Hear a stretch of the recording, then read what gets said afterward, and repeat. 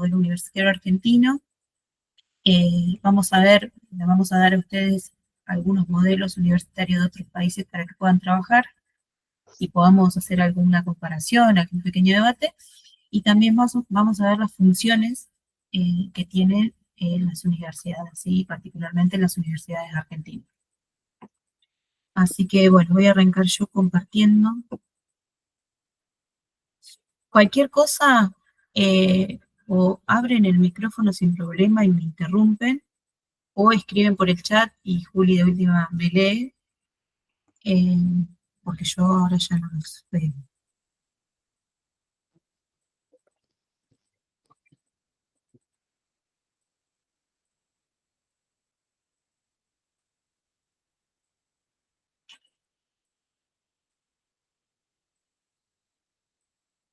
Chan, no me dejo compartir.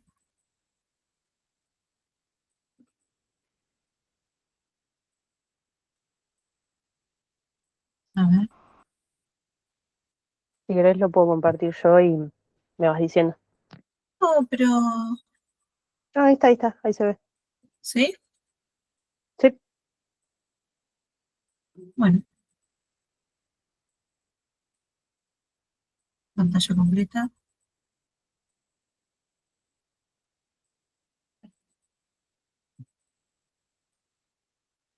¿Se me escucha?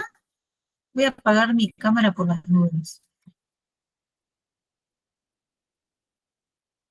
Sí, se escucha bien. Bien. Bueno, como les comentaba, entonces vamos a ver en la clase de hoy los modelos universitarios. Primero, bueno, definir qué es un modelo universitario.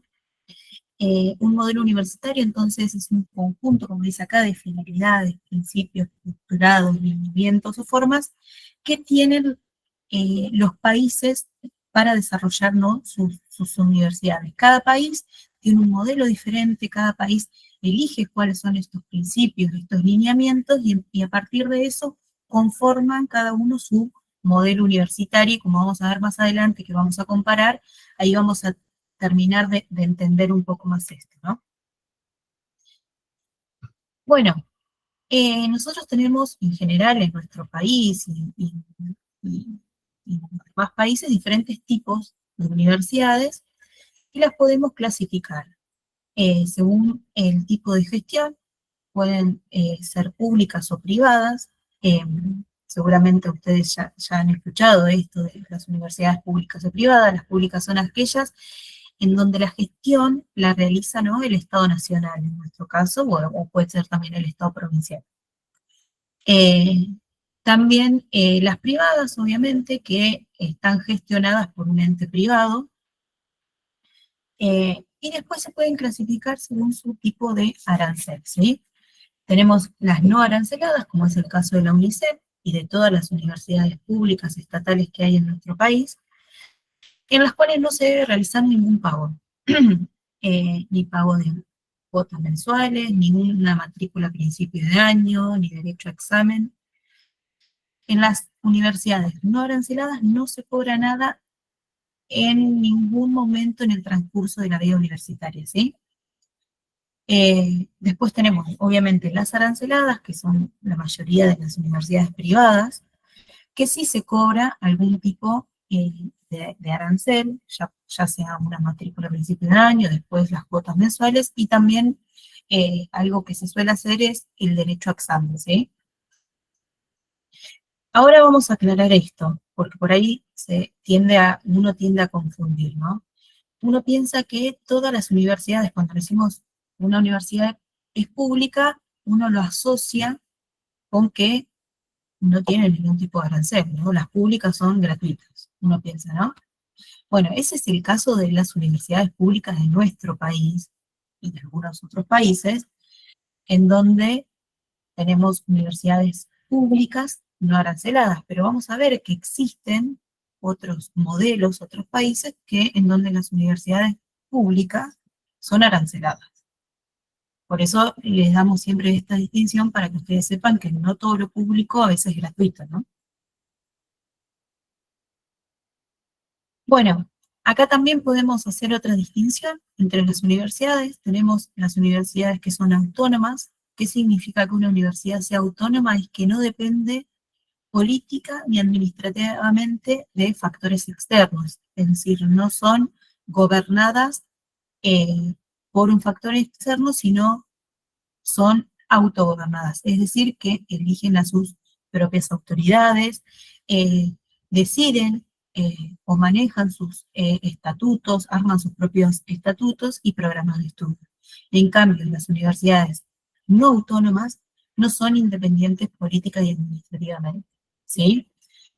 Eh, Obviamente, la mayoría de las universidades en el mundo son autónomas. Esto se logró bajo muchísimos procesos de lucha, pero hay algunas universidades todavía en el mundo eh, son no autónomas. Generalmente son las universidades o institutos que son de índole militar, que son, no sé, las autoridades son elegidas por el Ministerio de Defensa o por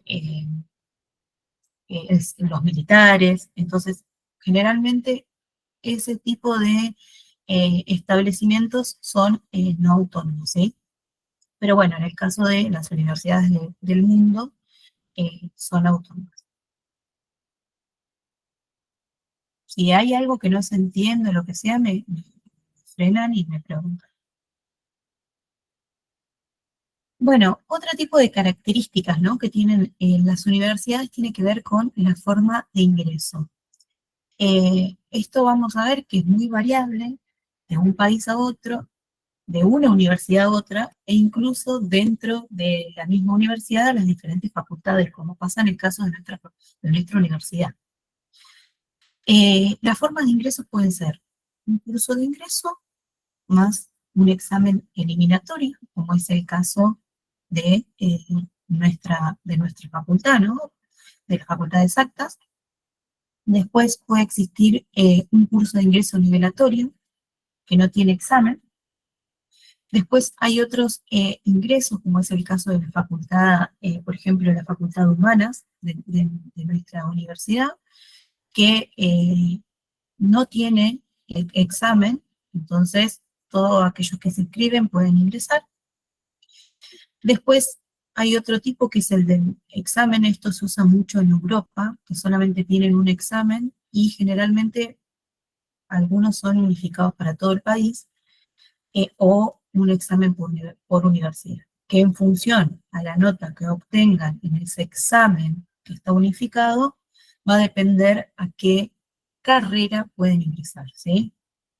Después, si quieren, por ahí podemos charlar un poco más sobre esto, pero esto es súper importante, porque entonces la carrera de uno no la decide uno, sino el mérito o la nota que se obtienen de un examen. Y después hay otro tipo también de forma de ingreso que tiene que ver con la selección en función de los antecedentes personales de cada uno, como es el promedio que viene del secundario, cartas de recomendación, el CV, etc.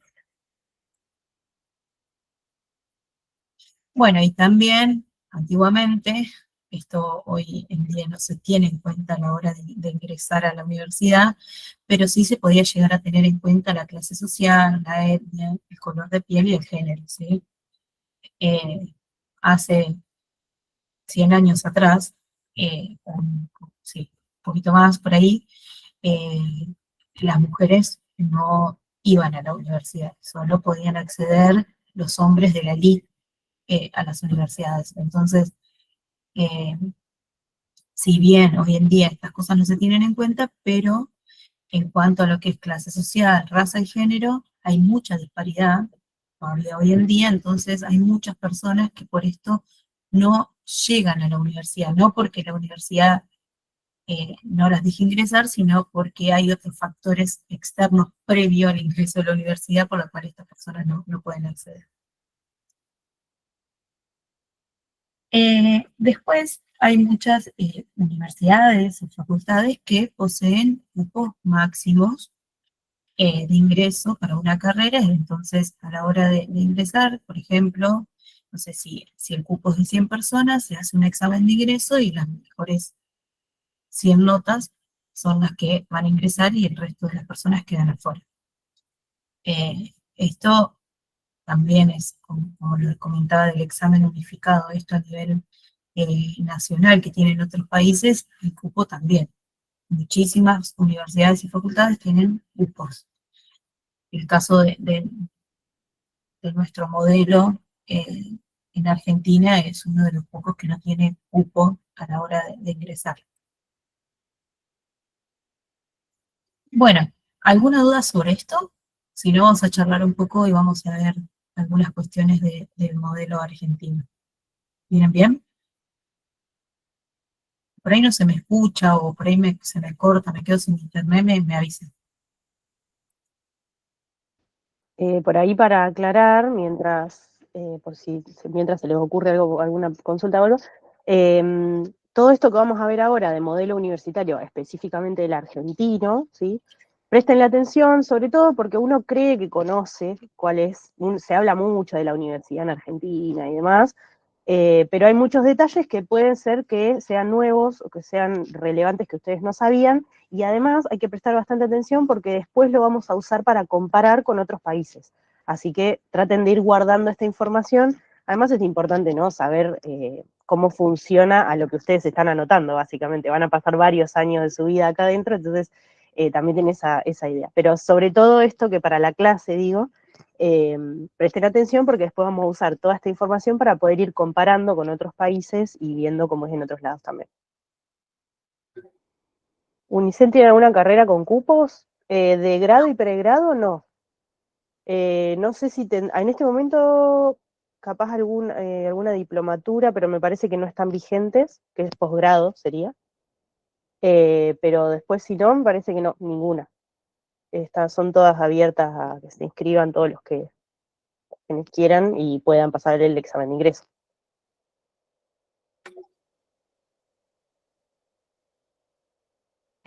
Bueno, vamos a continuar entonces.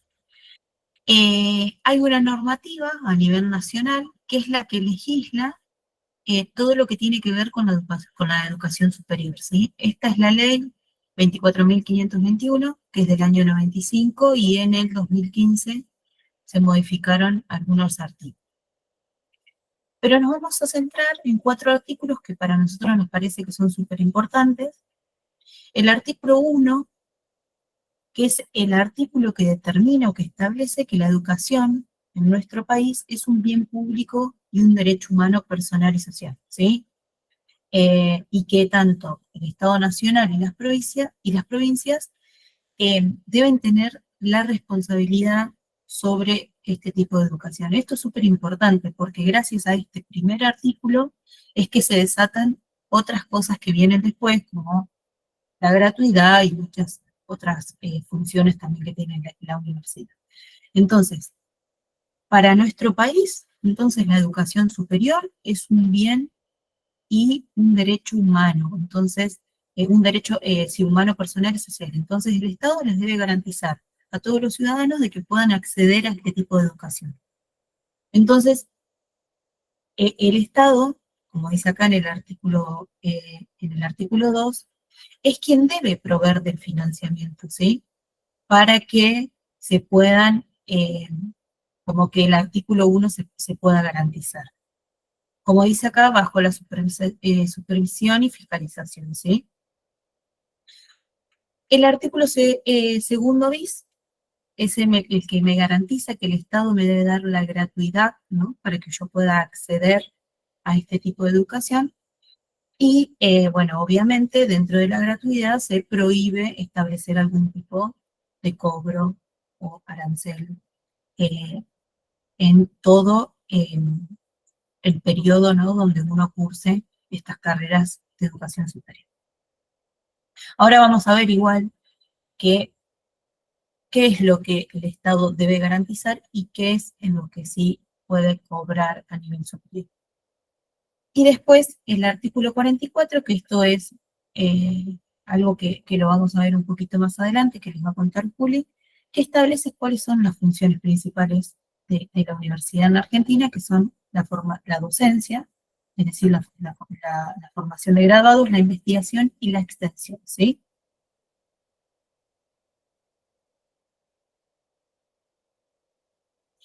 Bueno, entonces, a partir de esto que les comentaba, ¿cómo se organizan estos estudios universitarios o de educación superior? Bueno, para ingresar entonces uno a la universidad, obviamente tiene que tener, uno de los requisitos es el secundario aprobado, ¿sí? Entonces, esto es lo que me permite el ingreso a los estudios superiores. Debo rendir un curso de ingreso en el caso de que eh, la facultad lo disponga, y a partir de eso uno puede inscribirse a lo que son las carreras de grado y las carreras de pregrado. Incluso muchos de los que están en esta clase han elegido, por ahí sin saber, una carrera de grado y una carrera de pregrado, ¿no? Sin saber a qué se refiere. Bueno, las carreras de pregrado son aquellas que tienen una duración menor a 4 años, ¿sí? Como es el caso de la TUDAI, de la TUARI. Estas son tecnicaturas universitarias, son carreras de asistentes o de intérpretes, como dicen. Son dictadas obviamente por establecimientos universitarios, nacionales o provinciales. Y después tenemos las carreras de grado que tienen una duración mayor o igual a 4 años. Estas son obviamente las licenciaturas, las ingenierías, después, como dice ahí, títulos universitarios equivalentes, como por ejemplo el de contador público, que no es licenciado en algo, el médico.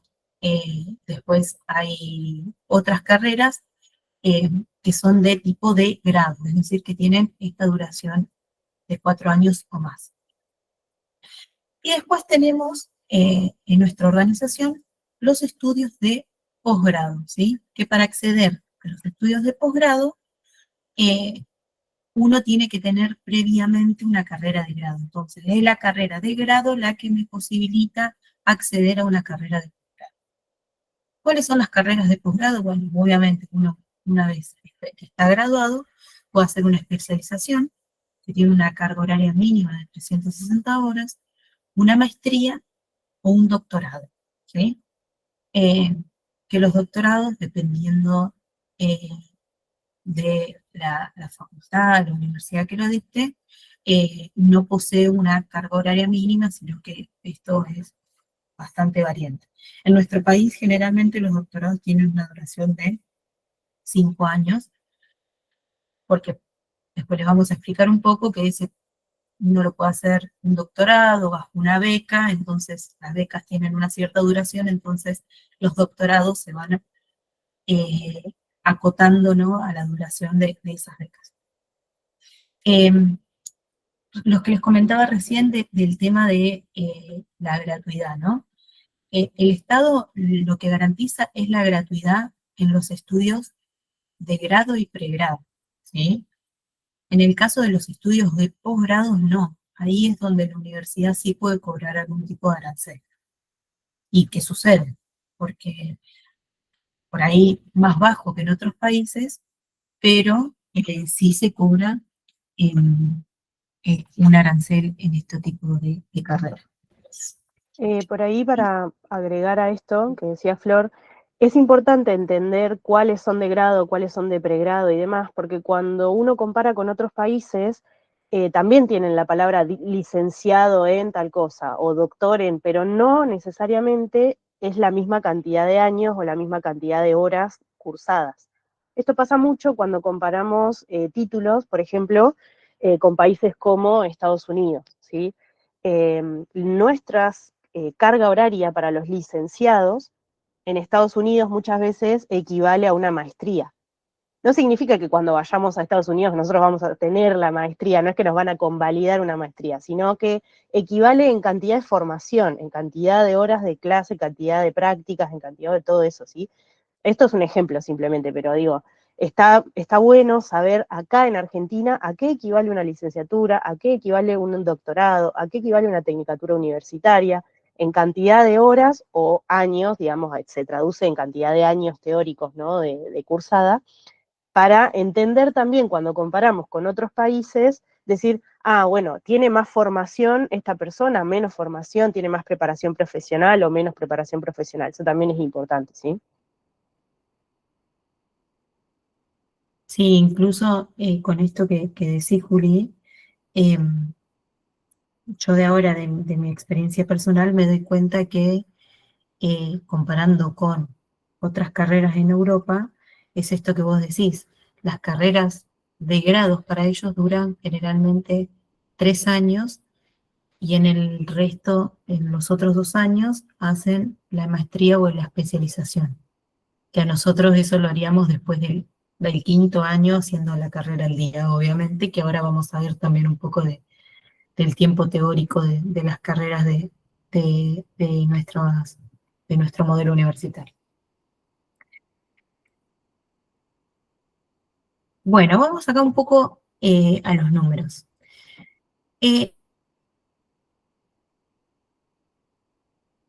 31 universidades públicas nacionales, Eh, se 6 cortó. provinciales públicas.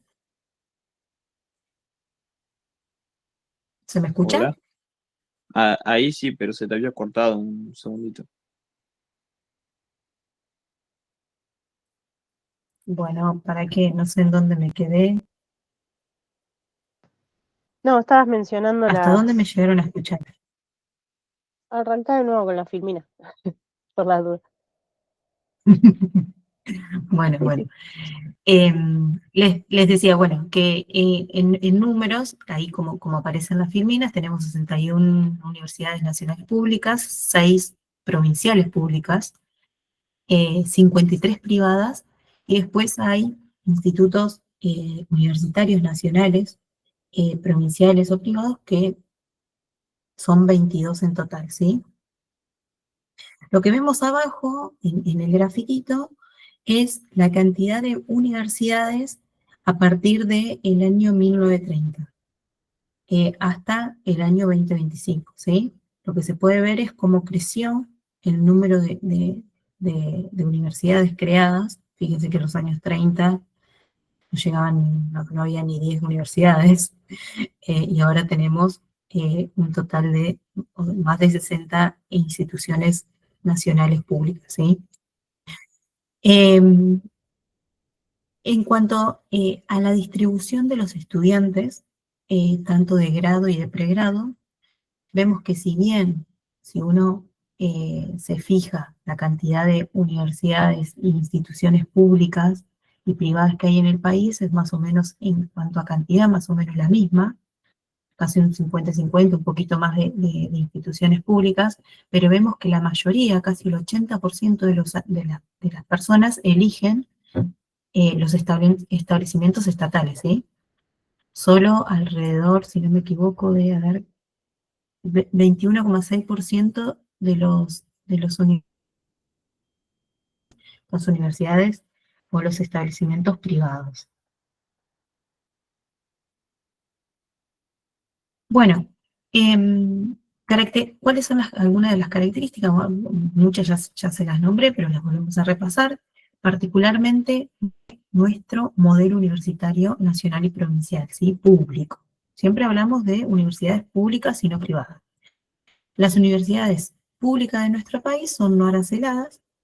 Esto se estableció la gratuidad en el año 49, y después, bueno, obviamente durante la dictadura militar se perdió este beneficio y fue recuperada en el 83 nuevamente con el regreso de la democracia, ¿sí?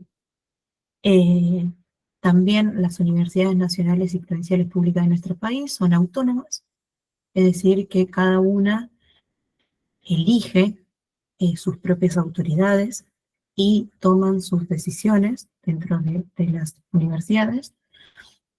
Después son autárticas, es decir, que gestionan y administran su presupuesto, que no quieren decir que las universidades eh, pongan el número, es decir, el Estado es quien les da el dinero y las universidades lo administran. Es más o menos como el caso de un estudiante universitario que todavía lo mantiene sus padres, ¿no? Es algo así. Les dan el dinero y en base a ese dinero que le dan, ellos, las universidades en este caso, lo gestionan. Y el tipo de gobierno que tienen las universidades es el cogobierno. Que esto, bueno, esto ya lo vimos. Bueno, un poco lo que les contaba recién. El presupuesto universitario estaría buenísimo que pueda ser definido por cada universidad, porque uno haría la cuenta del dinero que necesita, entonces no habría ningún tipo de problema, pero obviamente el presupuesto proviene del Estado Nacional. Básicamente es el Congreso de la Nación que define eh, el dinero que se envían a las universidades nacionales provinciales, estatales de nuestro país. Generalmente no, es así, el presupuesto se define el año anterior, es decir, en octubre de cada año se define el presupuesto universitario para el próximo año.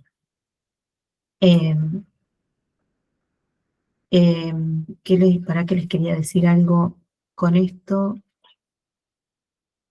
Bueno, no, y que básicamente es eso, no tienen muchos recursos propios las universidades, más que algún convenio, que son muy pocos, con alguna entidad pública o privada, pero la mayoría del presupuesto que manejan provienen del Estado Nacional, a diferencia de las universidades privadas, en donde el Estado no interviene, el Estado Nacional no da ningún tipo de recursos y se financian con los aranceles que son cobrados a los alumnos, o sí, por ahí convenios como tienen las universidades públicas. Pero bueno, esto es para que ustedes entiendan cuando por ahí se hablan de la problemática, no se pudo definir el presupuesto universitario para el año 2026, es por esto, porque no es que las universidades definen sus propios presupuestos, sino que es el Estado, y en particular el Congreso de la Nación, quien decide cuánto va a ser la cantidad de dinero que se le envía a las universidades.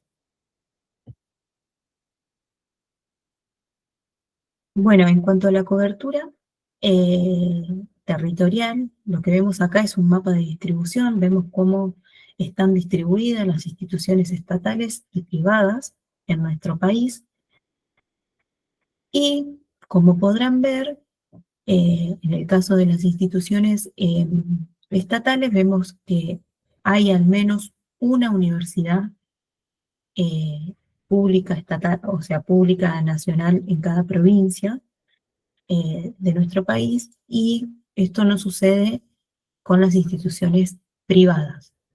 ¿Por qué les parece a ustedes? A ver si que por ahí las instituciones privadas no tienen universidades en todo el territorio.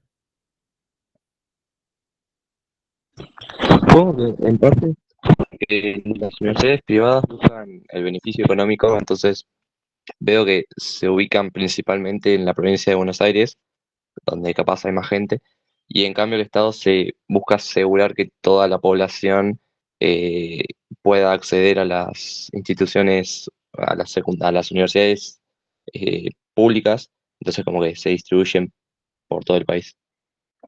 Bárbaro, sí, es por eso, es exactamente por eso. Como verán, incluso dentro de CABA, ven que hay 13 instituciones públicas, estatales, y 30 privadas. Ahí la densidad demográfica es muchísimo, entonces obviamente las instituciones privadas hacen una especie de análisis hacen de los beneficios que tiene, como lo hace cualquier empresa, y ven dónde les conviene abrir, sería no quiero decir su empresa, su universidad, pero en función a la cantidad de personas que puedan acceder. Como ven, en Neuquén, en Chubut, no hay instituciones privadas, solamente se ubican principalmente en Provincia de Buenos Aires, Santa Fe, Córdoba y obviamente en el Gran Buenos Aires, que es donde están la mayor cantidad de universidades. Y otra cosa importante que también les queríamos comentar es que eh, van a ver seguramente que hay muchas carreras que se dictan en las instituciones públicas que no se dictan en las instituciones privadas. Ustedes dirán, ¿por qué? Obviamente por esto, porque lo que hace la universidad pública es garantizar que se dicten aquellas carreras que tal vez no tengan tanta cantidad de ingresantes o de alumnos, como no sé si en esta clase hay alguna persona, por ejemplo, de la licenciatura en física, de la licenciatura en tecnología ambiental, de matemática, no sé si hay alguno, pero la cantidad de ingresantes es muy baja. Entonces, para una universidad privada eso no le sirve. En cambio, el Estado no ve eso como una pérdida. O sea, lo que tiene que garantizar es que ciertas carreras se sigan dictando igual, a pesar de que sea bajo el número de ingresantes. Por eso muchas veces hay un sistema de becas que acompaña, ¿no?, a ese proceso en donde eh, se trata de generar algún tipo, ay, no me sale la palabra, no es beneficio. Bueno, no me va a salir la palabra. No, se trata de generar una equidad al acceso, ¿sí? de Sí, estas sí, carreras. equidad, pero también de promocionar un poco, es decir, si damos becas Claro, para este tipo de carreras que tienen que ver con ciencia y tecnología, o a veces con las Claro, ciencias básicas, generar interés, ¿no? que son de interés para exactamente, el para país, generar claro. algún... Mm.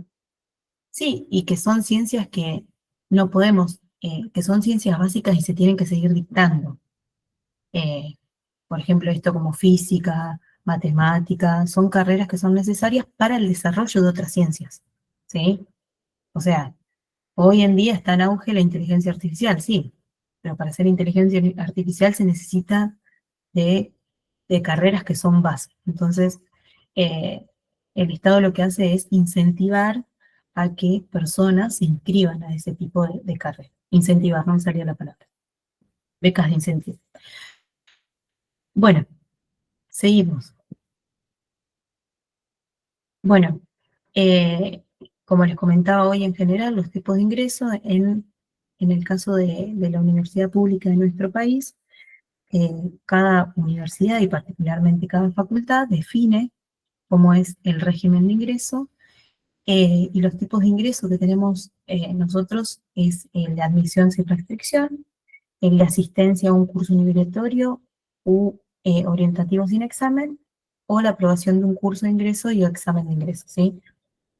Nosotros en nuestro modelo universitario argentino no tenemos, por ejemplo, esto que se utiliza tanto como el examen unificado a nivel nacional.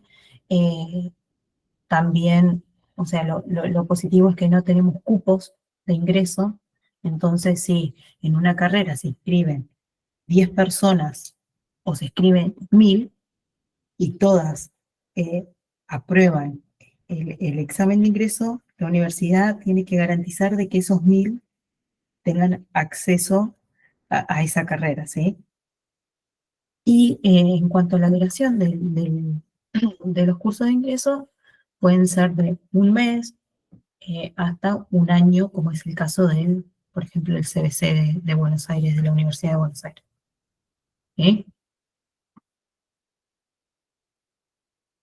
Bueno, acá para agregar un poco más, que por ahí siempre se generan algunos debates del modelo que tenemos y la cantidad de alumnos extranjeros o de personas extranjeras que vienen a estudiar a nuestras universidades.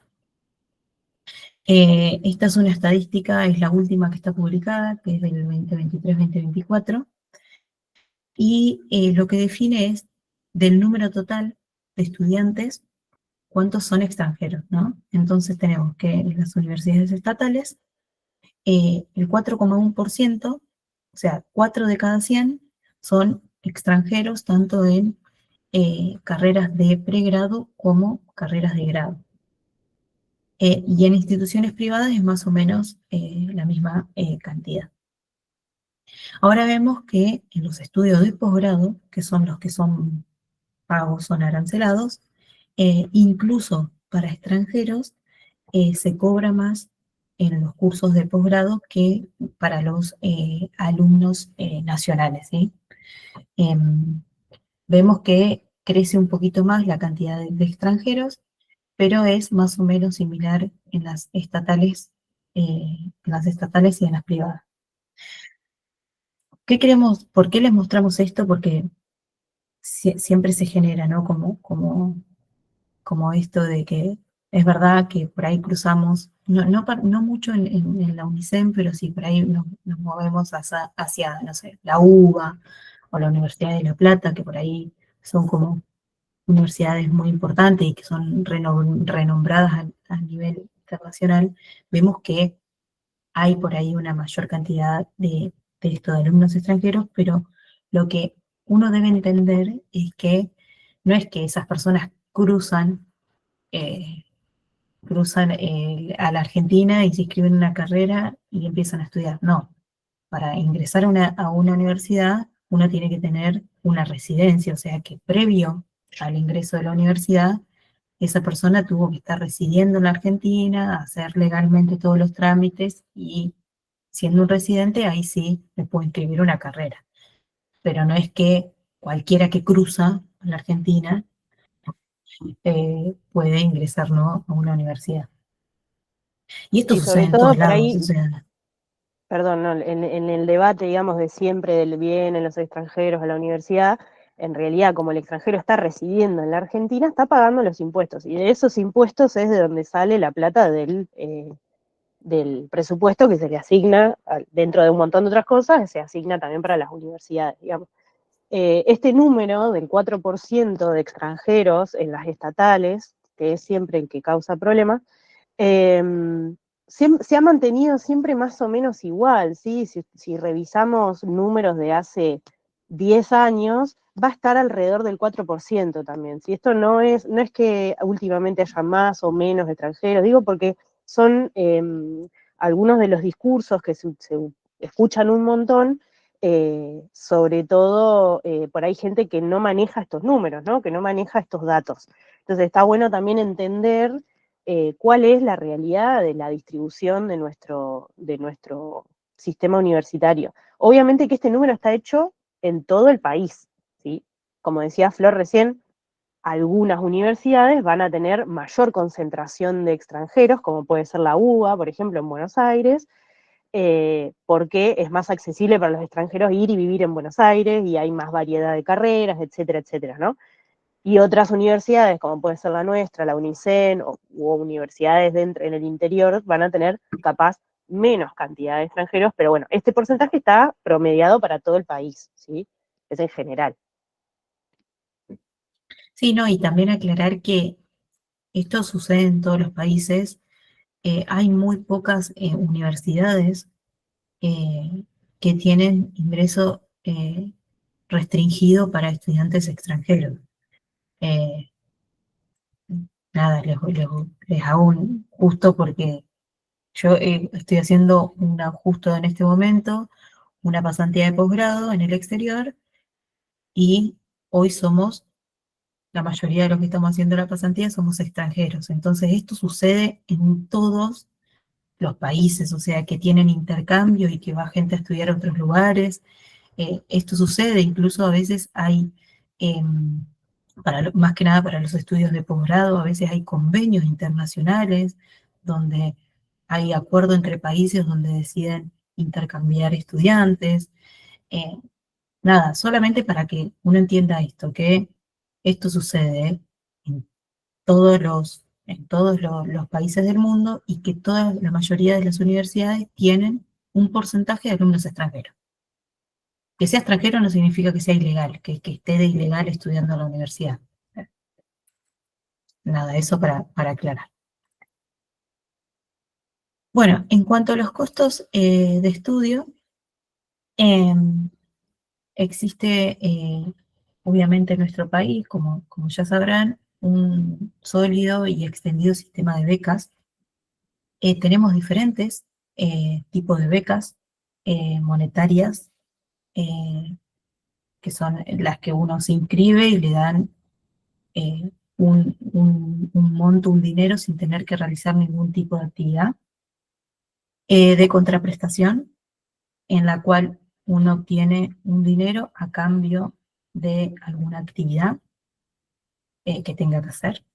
De inicio de la investigación, que por ahí estas son tipos de becas que los estudiantes inscriben cuando ya están más cerca de la graduación. De movilidad estudiantil, estas becas de intercambio, bueno, las becas de residencias universitarias, y también tenemos de fotocopia o transporte.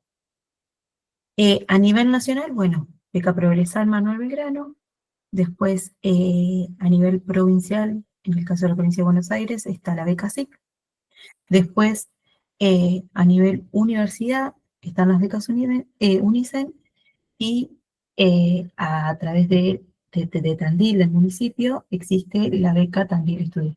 ¿Por qué les mostramos esto? Esto, si bien ya lo vimos, es para que tengan en cuenta que a veces, si bien los montos de las becas han quedado bastante congelados, pero a pesar de esto tenemos muchísimos tipos de becas y a diferentes niveles. Si uno, no sé, si no quedó en la beca que se dio a nivel nacional, se puede anotar a una a nivel provincial, a nivel universidad, a nivel municipio.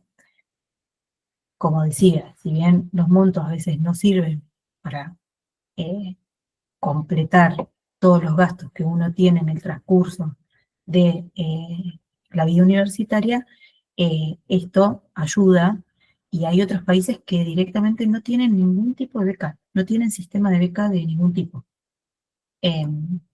Así que bueno, eso es importante para destacar de nuestro sistema universitario.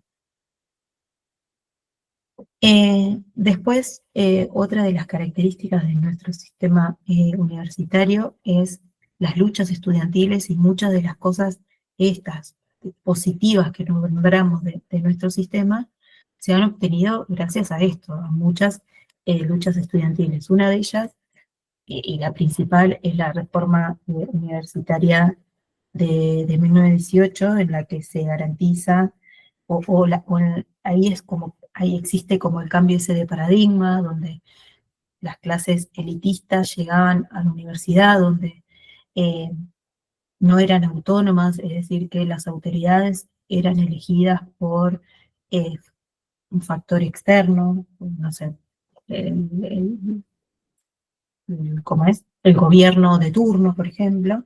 Entonces ahí en el 18 es donde ocurre como este cambio de paradigma, donde aparece la idea de cogobierno, de que de que las universidades sean gobernadas por las personas que estaban ahí, los profesores, los estudiantes, etc. Y deja de existir como esto de la universidad elitista, ¿no? Donde se creó como este espacio donde todos pudieran acceder, ¿no? a la universidad. Bueno, a nivel UNICEN, una de las luchas estudiantiles fue la del comedor, comedor universitario que tenemos ahí en la Facu, que es autogestionado. Por eso ustedes cuando ingresen van a ver que el valor del menú es muy, muy bajo, muy accesible. Después también una de las luchas importantes fue la del 2018, donde se realizó la toma de las universidades. Esto fue en casi todas las universidades nacionales públicas del país, porque hubo un problema donde ya se estaba hablando de la posibilidad de cobrar algún tipo de arancel, porque hubo un ajuste presupuestario que no cubría los gastos necesarios ni de pago de sueldo de profesores, incluso no se llegaba a cubrir los gastos de luz, gas. Entonces por eso se realizó la toma, que yo no me acuerdo, pero fueron varias tomas que se hicieron durante varios meses, incluso en fechas de examen, y fue bastante movilizante en ese momento. Nosotras con Juli estábamos cursando en ese momento en la universidad, y creo que se perdieron algunas fechas de finales, no me acuerdo si de julio, agosto, creo que se han perdido fechas de finales. Y bueno, y después muchísimas otras luchas estudiantiles que se dieron a nivel país. Bueno, algunos otros datos. Esto es para que tengan en cuenta, y fíjense qué importante es. De los que se inscriben a las carreras de grado y pregrado, esto es un dato del 2022, solo el 57,6 continúan al año siguiente. ¿Sí? Esto siempre es más o menos de alrededor de ese número. Bueno, incluso ahora bajó porque era alrededor del 60 y parece como que va bajando cada vez más. Esto es súper importante porque pensar que ustedes en esta clase hoy son alrededor de 20, que solo 10, 12 van a continuar en el segundo año, es bastante impactante. Eh, Casi tenemos un 50% de deserción en el primer año. Ahí estoy leyendo que no. Justo, tal vez no sean ustedes. Ustedes, estos 20 van a seguir, pero fíjense que solo el primer año ya abandona casi el 50% de las personas que ingresan. Sí, igual Después, para poner un poco de calma, esto cuenta también a las personas que se cambian de carrera, que capaz arrancan una carrera, hacen el primer año, se dan cuenta de que no les gusta y después abandonan, también están contados en este porcentaje. Entonces también eso hace que sea un poquito más inflado de lo que realmente van a vivir. Pero sí es cierto que esta es una de las problemáticas que la universidad le presta mucha atención, ¿no? Decir, che, ¿cómo podemos hacer para retener más a los alumnos en toda la carrera, pero sobre todo al principio, ¿no? Que es como el momento difícil, ¿no? Uno se tiene que acostumbrar a la institución, tiene que acostumbrarse al ritmo de estudio, todo eso, ¿no? ya le estaba metiendo miedo yo.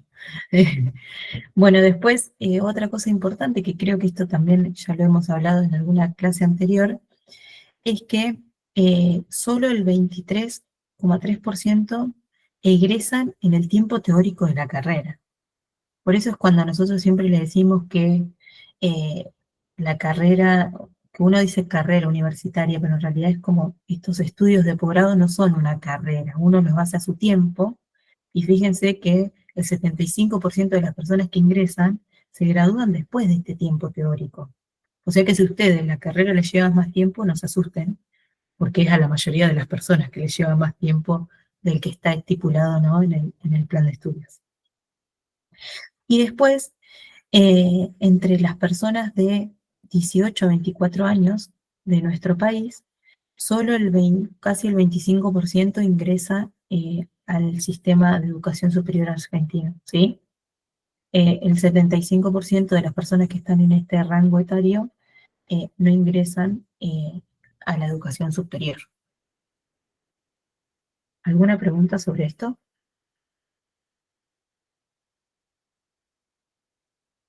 Bueno, entonces, en base a todo lo que, lo que hemos hablado, las problemáticas, porque obviamente no todo es bueno de nuestro sistema universitario, alguna de las problemáticas es la baja tasa de graduados, solo el 20% de las personas que ingresan se gradúan, esto es muy bajo.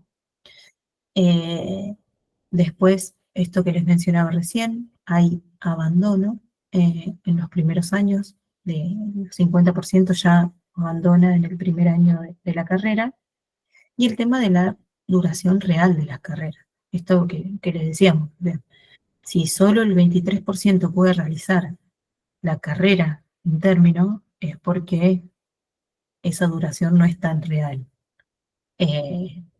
Entonces ahí es como para replantearse algunas cosas y se están viendo, y las universidades están haciendo cambios en los planes de estudio, están creando carreras que duren menos años, etcétera, como para poder eh, encontrar una solución a esta problemática. Entonces, bueno, soluciones en general, bueno, becas, se trata de generar becas para las personas que ingresan y a las que permanecen durante la universidad para incrementar la tasa de graduados. Después el sistema de tutorías, que esto lo tenemos en nuestra facultad, que es como el acompañamiento, porque no solo hay deserción por problemas económicos, sino por otros problemas. Entonces, lo que genera este acompañamiento, tutorías, es intentar eh, que la institución ayude a que el alumno permanezca allí. Em, bueno, y después la repetición de algunas cursadas, esto del cambio de plan de estudio, bueno, esto de la repetición de cursadas, como que por un lado es una de las soluciones a esta problemática, pero también nos acompaña hoy en día el problema económico. Hoy las universidades tienen muy bajo presupuesto, entonces repetir cursadas es muy costoso para las universidades porque hay que pagar sueldos, el doble de sueldos, hay que mantener los establecimientos, hay que pagarle a la gente de mantenimiento, hay que pagar eh, los servicios para mantener las aulas. Entonces, esto en un momento nosotras cuando entramos e ingresamos con Juli a la universidad, habían algunas cursadas que se repetían, algunas cursadas que se daban en el primer cuatrimestre se repetían en el segundo cuatrimestre, y esto ahora se sacó por una cuestión eh, meramente económica, porque esto era muy beneficioso, que si alguien recursaba una materia en el primer cuatrimestre, podía hacerla en el segundo y no tener que esperar hasta el próximo año. Así que nada, para que tengan en cuenta cómo cuando uno habla a veces de presupuesto universitario, cómo impacta directamente, no es que uno ve las noticias y dice, ah, ¿qué me importa si yo puedo seguir cursando? La carrera mía no se va a cerrar, no. O sea, pasan estas cosas que uno va achicando en cositas pequeñas, pero que al final de todo influyen también en el tipo de graduado y en el tipo de educación que tiene en nuestras universidades. Bueno, y con esto terminamos la primera parte. No sé si hay alguna consulta. Voy a dejar de compartir.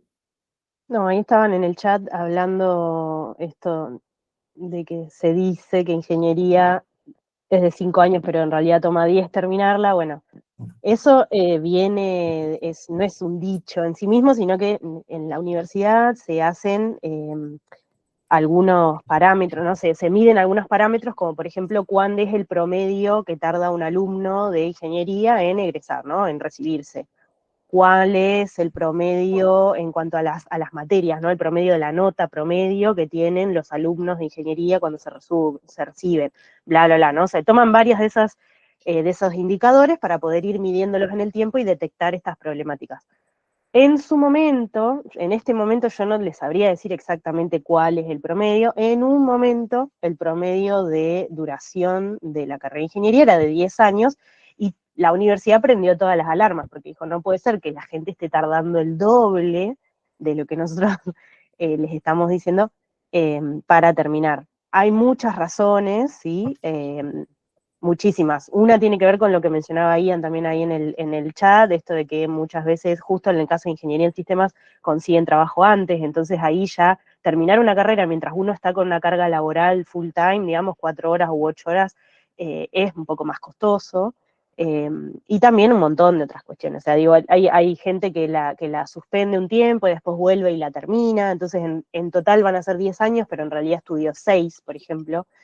O sea, hay muchos casos muy diferentes. Yo les diría que no se guíen por eso. Sí, tengan en cuenta que no es lo más común terminarla a tiempo así, rajatabla, ¿no? A los 5 años la termino tal cual. O sea, lo más común es extenderse un poco más.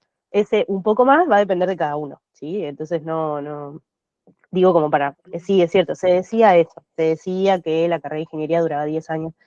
En realidad es como más una especie de dato que ahora ya quedó desactualizado. Habría que ver cuál es la actual. Eh, no les sabría decir. Bien, vamos a ahora pasar a la segunda parte. Es más cortito, esto sí va a ser un poco más dinámico, así que les voy a pedir que por favor me presten bastante atención. Yo ya me estoy por terminar el termo de mate, eso es una tristeza. Así que lo voy a Avisá hacer si, rápido. sí, avisá si tenés que ir al baño, porque si te terminaste un termo de mate. Bien. Espérenme que ahí les comparto pantalla, avísenme si se ve. Bien. ¿Se ve ahí? Sí, sí se ve. Bien. Vamos a hablar rápidamente de funciones. ¿Cuáles son las funciones de la universidad, particularmente en nuestro país? Aunque esto se repite en la mayoría de los países, sobre todo lo que es Latinoamérica, ¿sí? Compartimos regionalmente, digamos, esta característica. Pero bueno, particularmente en nuestro país. Entonces, según la Ley de Educación Superior, que es la que mencionó Flora al principio, ¿sí? Esta ley que es la que establece cómo es la educación superior universitaria en nuestro país, cuáles son las obligaciones que tiene el Estado y demás, también se establecen cuáles son esas funciones de la universidad. O sea, cuáles son las cosas que la universidad tiene que brindarle a la sociedad argentina, básicamente es un poco la idea. Y se establecen 4 funciones, ¿sí? Nosotros nos vamos a detener en las 3 principales, pero se establecen 4 en realidad. Esto está en el artículo 28, lo pueden buscar, si ponen Ley de Educación Superior Argentina, les sale. La primera es la que conocemos todos, ¿no? La formación de profesionales, o sea, se dan clases, se dan prácticas profesionales, se establece un régimen, ¿no?, de cursadas para que se formen profesionales, docentes, técnicos, en fin, todas las personas que puedan trabajar en distintas áreas. Acá está el artículo casi completo, está un poquito resumido, un poco más largo, pero bueno, no nos vamos a detener a leerlo. Lo importante es eso, la primera de las funciones es la formación de profesionales. La segunda de las funciones de las universidades es la promoción y el desarrollo de investigación científica y tecnológica. Súper importante. Todas las universidades, sobre todo las universidades públicas, o sea, porque son estatales, es el Estado el que las administra, deben promover la investigación y deben desarrollar investigación, ¿sí? Es parte de su función como institución. La tercera de las funciones es lo que se llama extensión, o sea, son servicios a la comunidad, es trabajo con la sociedad, salir del ámbito de las aulas con el conocimiento y ponerlo al servicio de la comunidad. Ahora vamos a hablar un poquito más de esta función porque es la menos conocida y por ahí la más difícil de imaginarnos cómo sería, ¿sí? Y finalmente, la cuarta de las funciones tiene que ver con difundir la cultura argentina específicamente, ¿sí? Preservar la cultura nacional en sus distintas formas, en todas sus formas. Bien, vamos con la primera de las funciones, la más conocida, formación de graduados, ¿sí? Formación de profesionales. Es donde se destinan la mayor parte de los recursos, porque están, sobre todo porque se pagan los sueldos de los docentes, que eso es en general gran parte de los recursos. Acá podemos ver datos, esto también es del año pasado. El total de ofertas, nos referimos a la cantidad de carreras que se ofrecen en nuestro país, es de 21.683. O sea, en todo el país hay 21.683 carreras distintas, de las cuales podemos ver acá están separadas en pregrado, grado y posgrado. Obviamente la mayoría de las carreras que se ofrecen son de grado, ¿sí? O sea, son de duraciones de 4 años o más en cantidad de años de cursada, digamos. Y luego recuerden que las de posgrado además se dividen también en doctorados, maestrías, especializaciones. Pero como para tener una idea de cómo se lee este cuadro que sigue acá. Acá tenemos todos los inscriptos, todos los estudiantes que hay en el sistema universitario argentino. Vamos a leer en pregrado y grado el total, que es la fila gris, ¿sí? Fíjense que si nos vamos hasta la columna que dice estudiantes, hasta el año 2000, en realidad esto es hasta el 2024, ¿sí? La cantidad de estudiantes universitarios en el país eran 2.500.000, más de 2.500.000. De esos 2.500.000, ¿sí? Los nuevos inscriptos son 713, si leemos un poquito más atrás en la fila gris, ¿bien? Fíjense que esto es bastante normal, la mayoría son reinscriptos. ¿Qué quiere decir esto? O sea, que siguen estudiando. O sea, ingresaron el primer año y todavía están haciendo la carrera. Normal, digamos, lo que esperaríamos es que haya más reinscriptos que nuevos. No sé si alguien preguntó algo en el chat, lo escuché sonar, pero no. No, Juli. O sí. Bien. Ah, sí. Ah, no.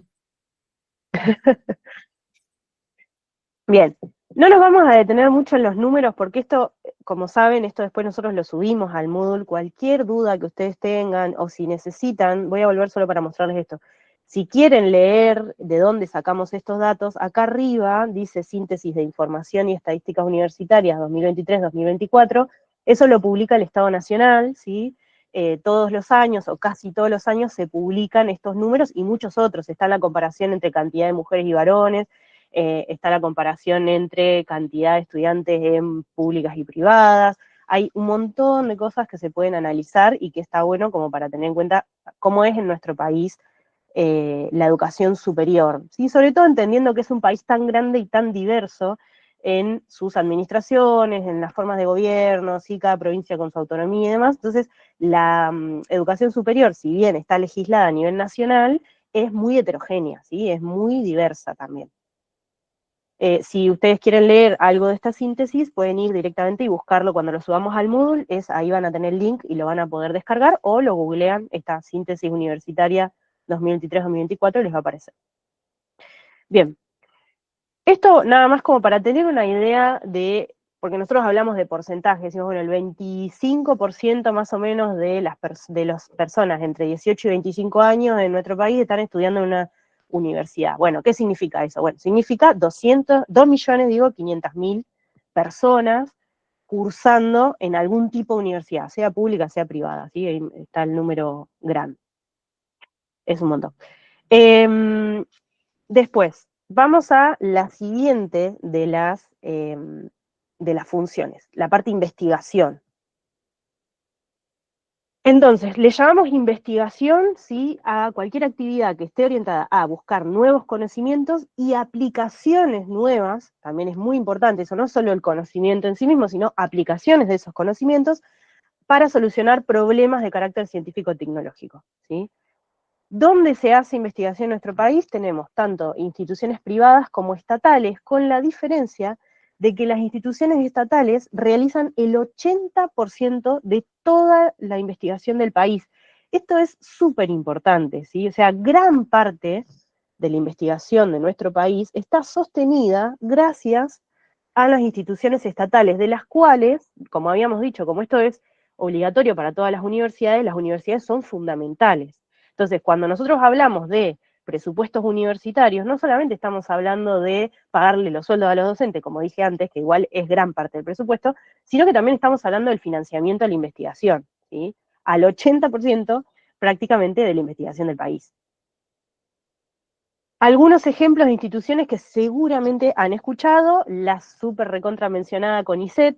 El CONICET es el Consejo Nacional de Investigaciones Científicas y Técnicas, está en todo el país, ¿sí? O sea, tiene investigadores afiliados en todo el país, y es el que, digamos, realiza la mayor cantidad de investigaciones en prácticamente todas las áreas del conocimiento, ¿sí? O sea, tiene investigadores en todo tipo de áreas.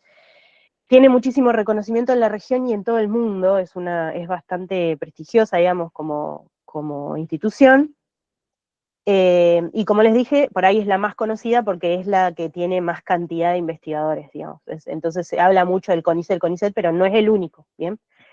Después está la CONAE, que es la Comisión Nacional de Actividades Espaciales. Yo no sé si sabían, esto existe. Hay una Comisión Argentina de Actividades Espaciales, que es la que se encargó, por ejemplo, en su momento, y la que se encarga de los satélites ARSAT, y bueno, y muchísimas otras cosas.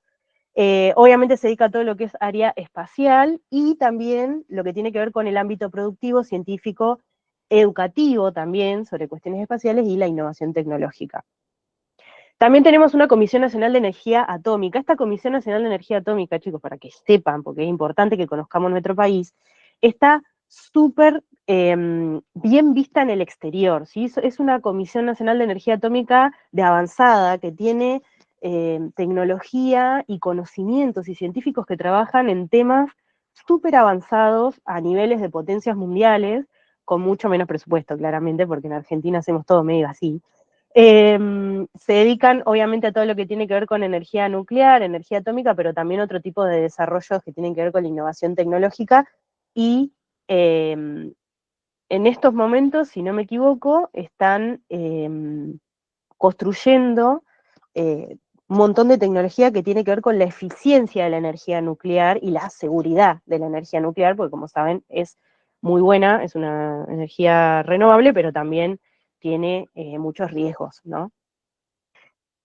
Bien, estas son solo tres que por ahí han escuchado nombrar, porque últimamente, en los últimos años, ha habido noticias o ha habido cosas que tienen que ver con estas tres. Pero en realidad hay muchísimas más. Estas son solo algunas, seguramente me faltan en esta diapositiva muchas de las instituciones, todas estas son estatales, ¿sí? Este es el Sistema Científico Tecnológico Nacional. Cuando subamos esta actividad al Moodle, lo que ustedes pueden hacer es venir acá y cliquear en cada uno de estos logos y los va a llevar a linkear directamente a las páginas oficiales donde explican qué es lo que estudia cada una, a qué se dedican, digamos, y en qué área trabajan. No me voy a detener mucho en esto porque necesitamos ir medio rápido. Entonces, de todo ese sistema, de todas esas instituciones que vimos recién, la cantidad de logos impresionante y que venimos hablando, además están las universidades nacionales, ¿sí? Adentro de todo ese sistema. Que como dijimos antes, hay 61 universidades nacionales en todo el país, o sea que a todos esos logos hay que sumarle otros 60, que son la mayoría, ¿sí? De los polos de investigación, están en las universidades nacionales. Entonces, es una red muy diversa y está extendida en todo el país. Se investiga y se desarrolla en todas las áreas del conocimiento. Particularmente en nuestra facultad, la Facultad de Ciencias Exactas, todas las carreras tienen salida laboral en investigación, ¿sí? Eso para que sepan, si en algún momento tienen ganas de, averiguar a qué se refiere, trabajar en investigación y demás, pueden hacerlo, hablen con sus docentes, muchos de los docentes de ustedes trabajan o trabajaron en algún momento en investigación, están los laboratorios ahí mismo, los institutos de investigación están ahí mismo en el campus, pueden pasar a preguntar, bueno, varios de los que se cruzaron conmigo en el recorrido, de los que estuvieron en el recorrido presencial, ya se los dije a esto, pasen a preguntar, aprovechen, toquen la puerta y pregunten a ver qué es lo que se investiga. Bien, entonces, dijimos, en nuestro país hay ciencia privada y ciencia pública, investigación nos referimos, ¿sí? Hay investigación privada y pública. ¿Les parece importante que exista este sistema estatal?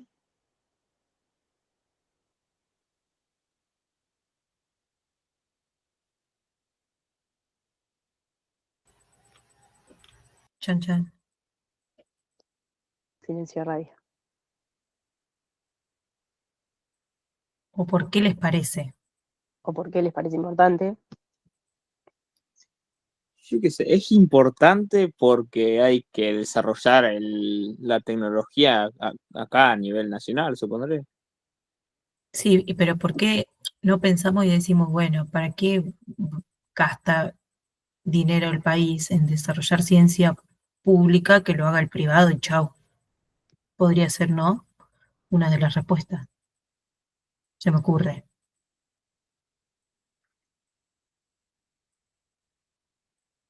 ¿Alguien? Puede ser para, no sé, capaz nada que ver, pero aquellos que acaban de graduarse, que aún capaz no tienen experiencia laboral o que capaz son demasiados, puedan insertarse al trabajo laboral, al mundo laboral en investigación científica, pero desde lo estatal y no desde lo privado, que capaz desde los privados te piden más requisitos que capaz vos aún no tenés.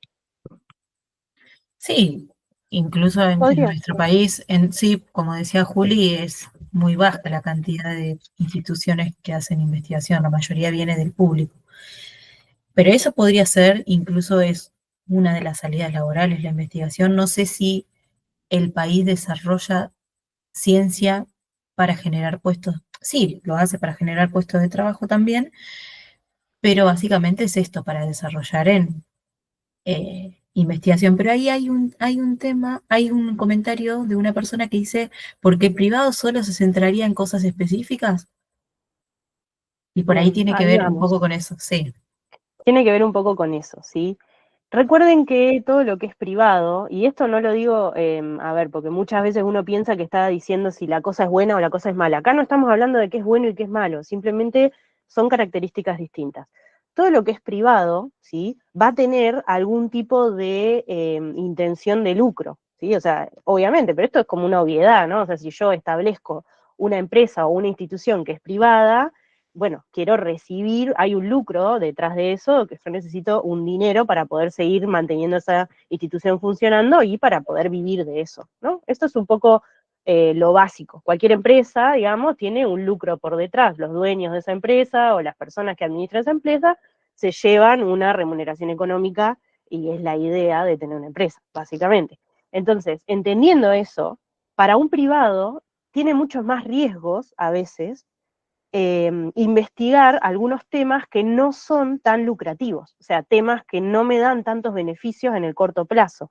Riesgos de términos económicos, o sea, a un privado invertir plata en algo que a corto plazo no le va a dar beneficios puede ser muy riesgoso, ¿sí? De vuelta, no estamos hablando de si está bien o está mal hacer eso, es simplemente la característica de lo que es una institución privada.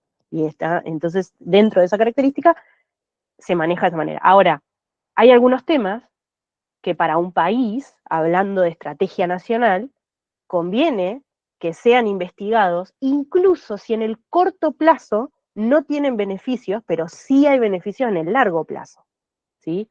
Y acá entran, por ejemplo, como para que no se imaginen tampoco cosas re locas, cuestiones de salud. Muchas de las investigaciones hechas, por ejemplo, en el campo del cáncer, tienen resultados recién ahora y se están investigando desde hace más de 20 años. Un privado no siempre va a poner plata en esa investigación si la proyección de beneficio, de encontrar una solución y de poder vender después ese producto está puesta dentro de 2 décadas.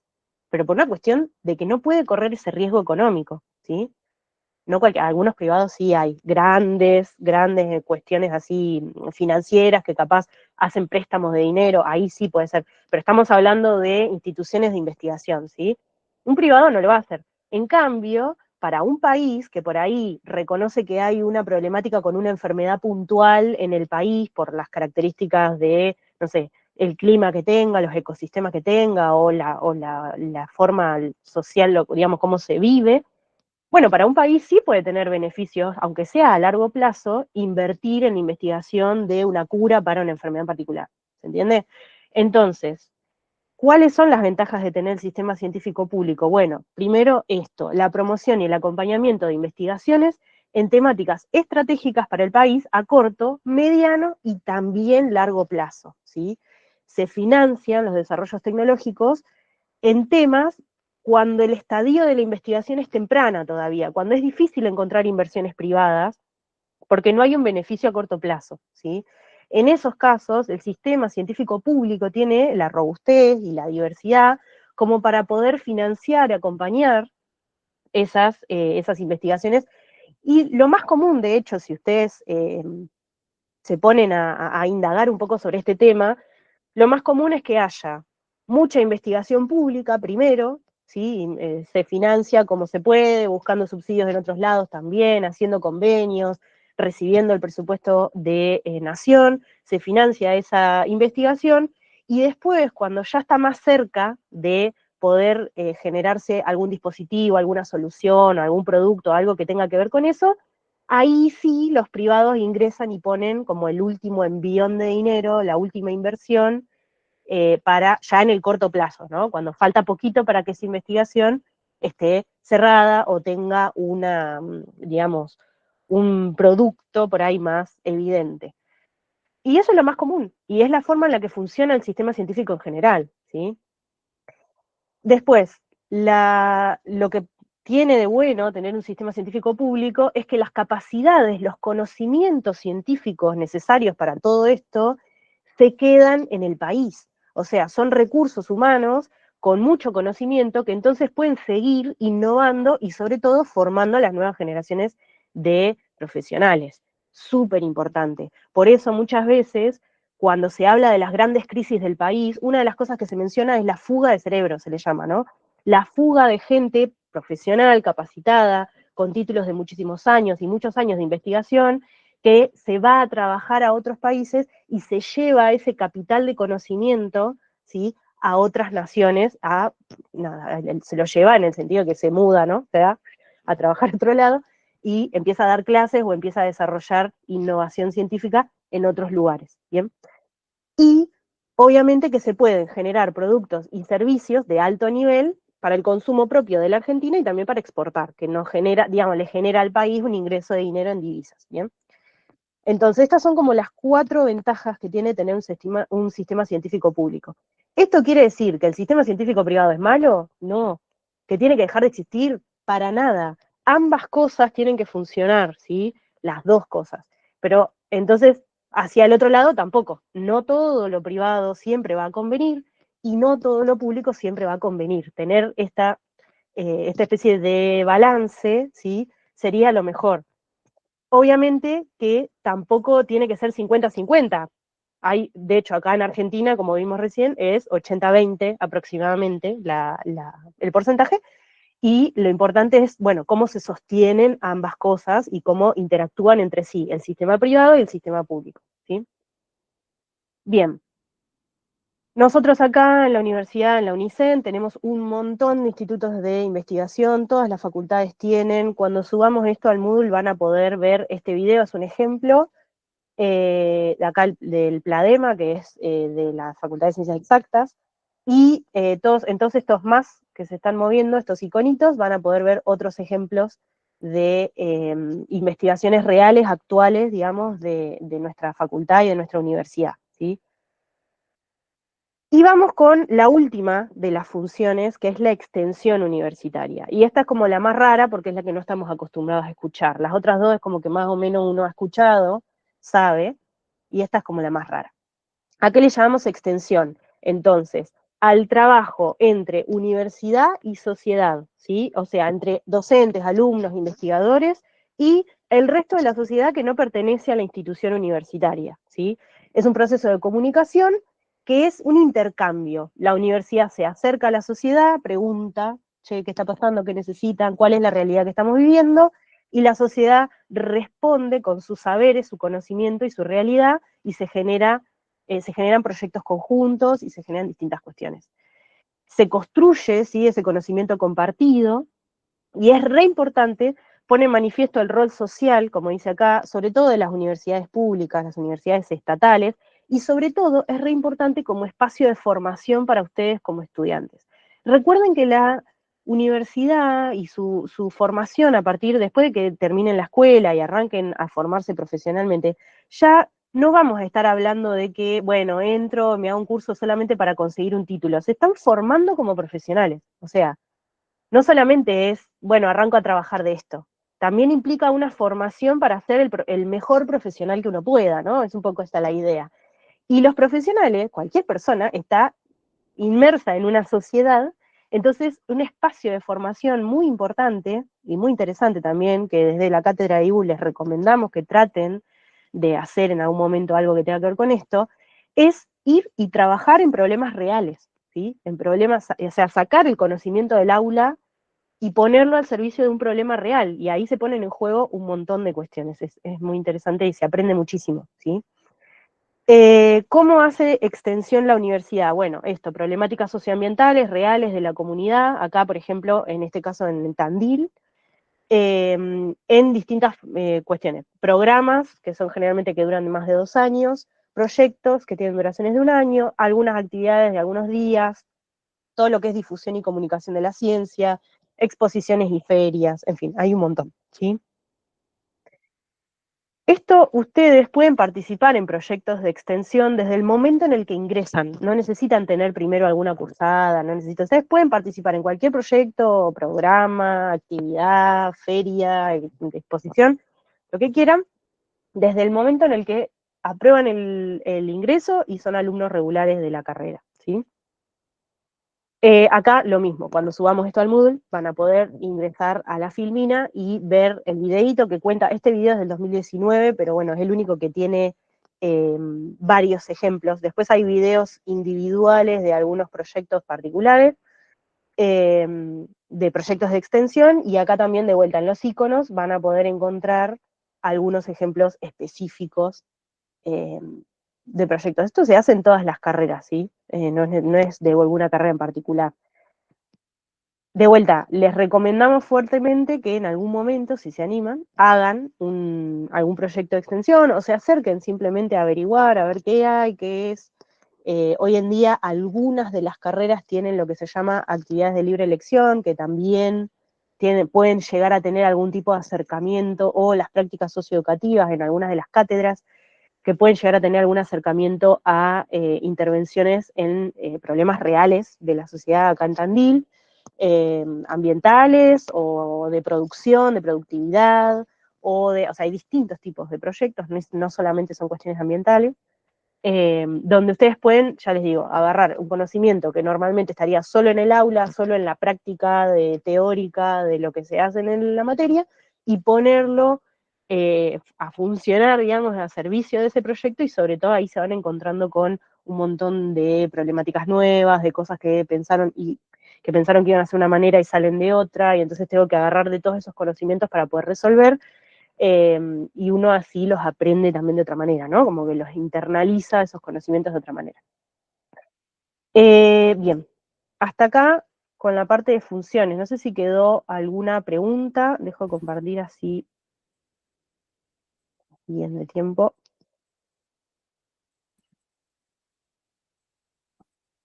Aproveche si tienen alguna pregunta ahora, porque vamos a trabajar ahora un ratito en grupos. Así que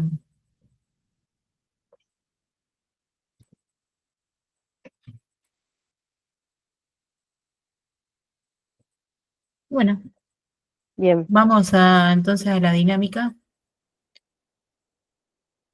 Sí, perdón, yo veo ahí que en el chat habían preguntado algo sobre esto de la investigación privada. ¿Se respondió con lo que dije o Sí, todavía eso está...? no, eso lo Ah, bien. preguntaron, lo dijeron antes.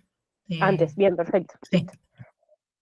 Vamos entonces a hacer la actividad. Lo que va a suceder ahora, la actividad es con lo que ustedes van a dar la asistencia, ¿sí? Igual que como hicimos en alguna de las clases anteriores. Lo que va a pasar ahora es, nos vamos a dividir en 3 salas, ¿sí? Se van a poner al azar las salas, los van a dividir al azar. Cada una de esas salas va a tener un documento para leer con el modelo universitario de un país, ¿sí? Va a haber una sala que tiene el modelo universitario de España, otra sala va a tener el modelo universitario de Estados Unidos, y otra sala va a tener el modelo universitario de Finlandia. La idea es que, esperen que... ¿Crees que lo comparta mientras lo explicas? no, lo tengo acá. Ah, bueno. Si no me equivoco, esperen que salgo de la pantalla completa. Ahí va. No sé si se ve ahí un documento de Drive. Ustedes van a entrar Sí, se ve. a este documento de Drive, y acá en donde dice el modelo universitario que les tocó, va a decir específicamente cuál es el modelo universitario, y van a tener para leer un resumen de ese modelo universitario, ¿sí? Como para que sepan las características principales, que no tengan que perder tiempo por ahí en googlearlas ahora, ¿sí? Ya van a estar ahí. La idea es que ustedes puedan, acá, en esta casilla, voy a correr todo, ahí va. En esta casilla, poner el nombre y el DNI de todos los integrantes del grupo. Importantísimo porque es la asistencia. El país que les tocó, ¿sí? Se escribe acá. Y empiezan a responder estas preguntas, ¿sí? Leyendo este resumen que nosotros les dejamos acá, empiezan a responder, bueno, ¿hay universidades públicas y privadas? Sí, ¿cuáles son las cantidades? ¿Son todas aranceladas? ¿Cuáles sí, cuáles no? ¿Cuál es el costo promedio? ¿Cómo se define el presupuesto universitario? ¿Cómo es la forma de ingreso? Eso lo van a encontrar todo en el texto. La idea es que lo respondan lo más concreto posible, ¿sí? Si quieren, esto se pueden dividir ustedes en el grupo, para que algunos busquen algunas preguntas y demás. La idea es que lo respondan lo más concreto posible. Y una vez que terminan de responder estas primeras casillas, esto que dice 1, características principales del modelo, van a la 2, ¿sí? A la consigna 2, eligen una característica positiva que a ustedes les parezca positiva, esto es opinión, ¿sí? Así que ustedes ahí pueden elegir la que quieran, del modelo que les tocó, y una característica que les parezca negativa, ¿sí? De vuelta, es a opinión de ustedes, a criterio de ustedes, ¿sí? No necesariamente tenemos que coincidir todos, pero sí pónganse de acuerdo acá en el grupo, entre ustedes, pónganse de acuerdo una de cada uno. Les vamos a dar, ¿cuánto tiempo sería? 15. 15 minutos. Que hagan lo que puedan. Yo ahora ya los divido en grupos y automáticamente cuando ustedes ingresan al grupo, yo entro y les mando el enlace del documento que tienen que completar en el chat, ¿sí? ¿Estamos de acuerdo? ¿Alguna pregunta con la dinámica? Yo tengo para decir una cosa. Yo creo que tengo dos cuentas acá en la reunión. Porque estoy del teléfono y de la computadora. No sé si se me entiende. Porque como no Bueno, tengo A ver, micrófono ni video. estás como Joaquín, No, José Gabriel no, Ramos. José Gabriel. José Gabriel. José Gabriel, nada que ver. No, de última, Eh, cuando se armen las salas y vemos que quedaron separadas, las unimos nosotros, no te preocupes. Te Listo. podemos poner con las dos cuentas en la misma sala, no pasa nada. Es es para que que tengan en se me cuenta puso, eso. Porque a lo mejor me te ponen en encuentro dos un grupos solo. diferentes. No, yo Sí, veo los dos, o sí, capaz sí. que es uno solo, porque entré del mismo Gmail, ¿me entendés? Claro, sí, no, no te Sí, pero preocupes, a no te mí me preocupes. parece uno solo, así que seguramente te Ok, mande el mismo. bueno, listo, perfecto. Perfecto, Bueno, perfecto. los voy mandando entonces. Nos encontramos en 15.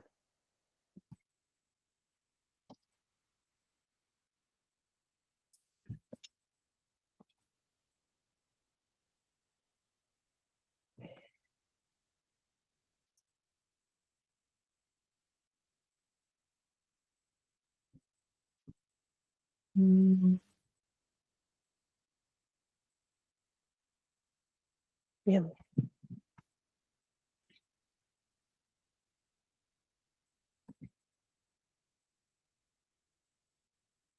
Tiago, Milton, ¿están ahí? Bueno, si querés, Juli, quédate con ellos acá, yo voy entrando a los países. Sí, sí, anda pasando, anda pasando.